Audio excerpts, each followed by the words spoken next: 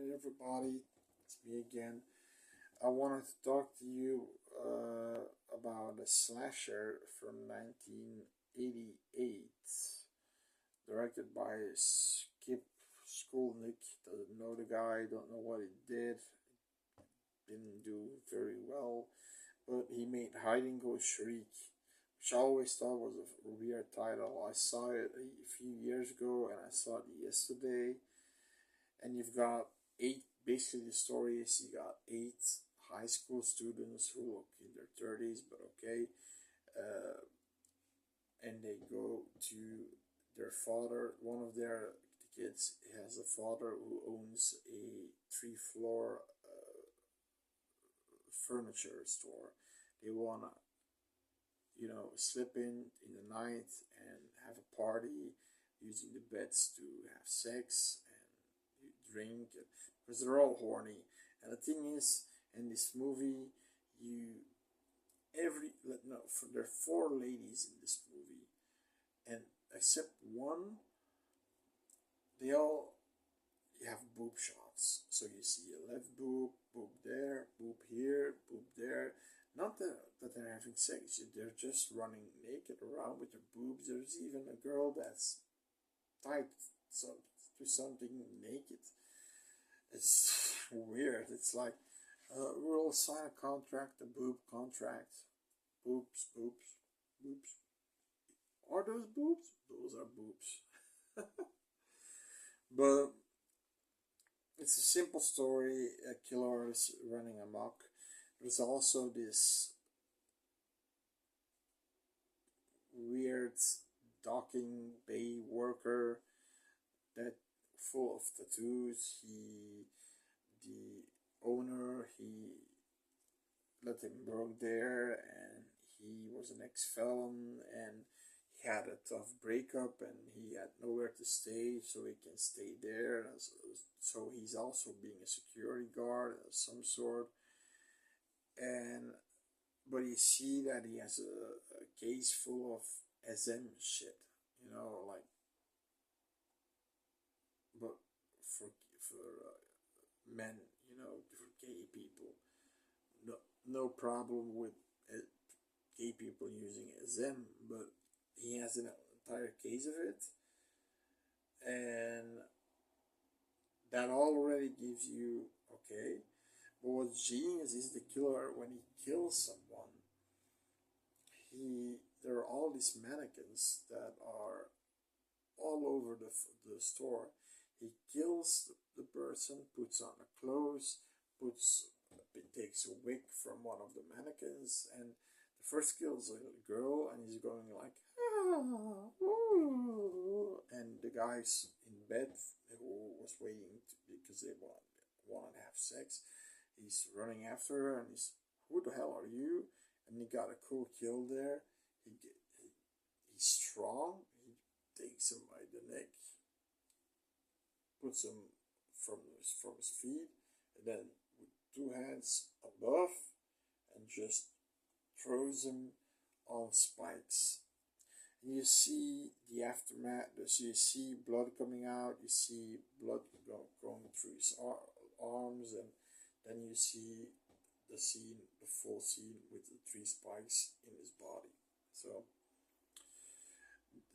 the worst kill is probably the coolest kill is probably the girl that's tied at the top of an elevator and she's getting loose, but the killer is with her, and she wants to slide down the hole, and her friends are in the elevator, and she's trying to get out, but it's too late, and the lift, you hear a crackling sound. She's puking up blood, and you hear and the head falls off and a lot of blood comes off.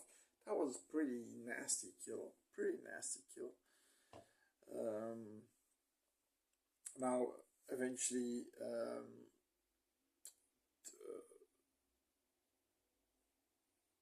at the end, four students survive, and the killer is it's a whodunit, but a whodunit you're never gonna guess who it is, because you would think it's the docking bay worker, but he comes and the killer appears and see who the fuck is that, and he's trying to with a knife slash them, and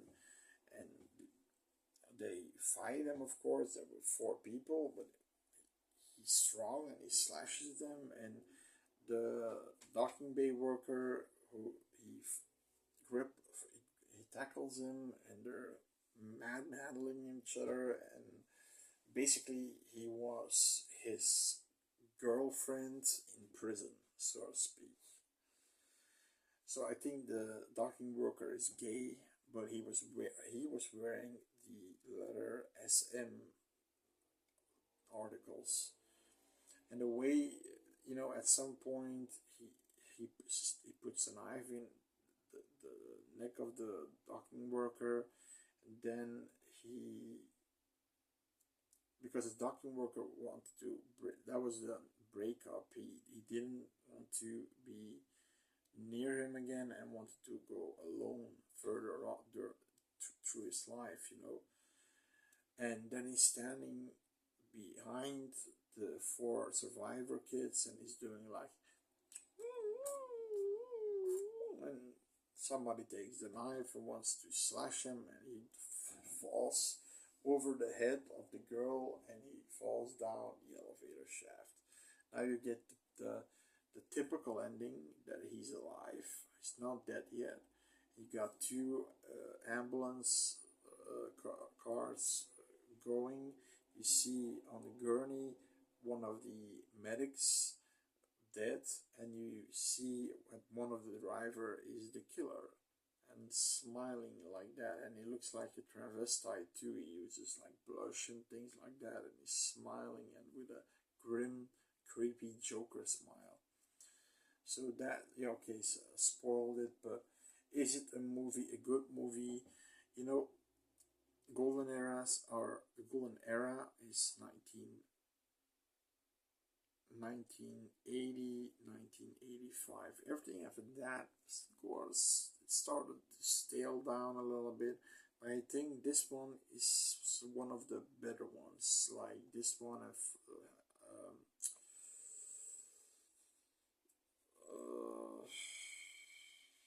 Intruder, April Fool's Day. You got a lot of good still movies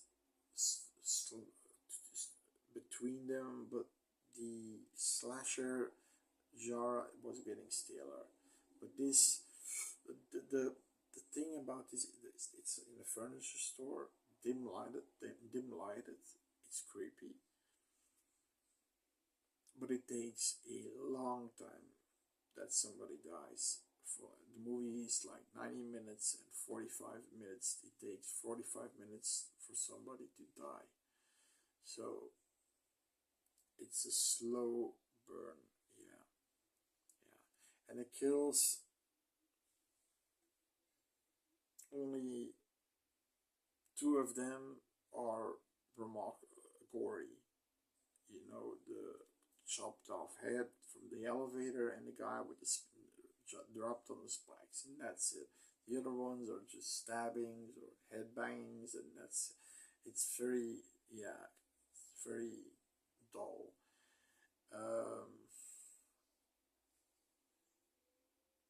Good thing about the movie is you never think who the killer is, because he's just somebody you never seen before, and it's a good story that the docking worker was an ex-con, and he was there with that guy, and they were lovers and things like that, and he was jealous that he got out. He also went out, and he kept following him, and he didn't want to, and so it had a logical sort of story going on. And the twist ending where he's still alive. I knew he was still alive. That fall wouldn't kill him. It was only like a story of one or two floors deep, so he was alive. Uh, was sad that the docking bay worker died. He said to the boss of the docking bay, because they come in with the police. He said the story with, a bloody wound in his neck.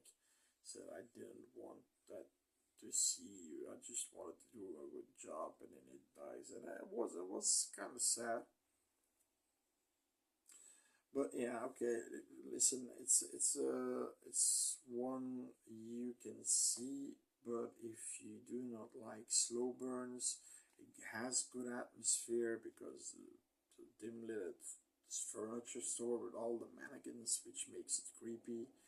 And he uses the mannequins and the clothes of the victims to lure you out, to chase after him so he can kill you. That's a genuine, it's a cool idea. So, yeah, that's it. Hide and go shriek. Now, see you later.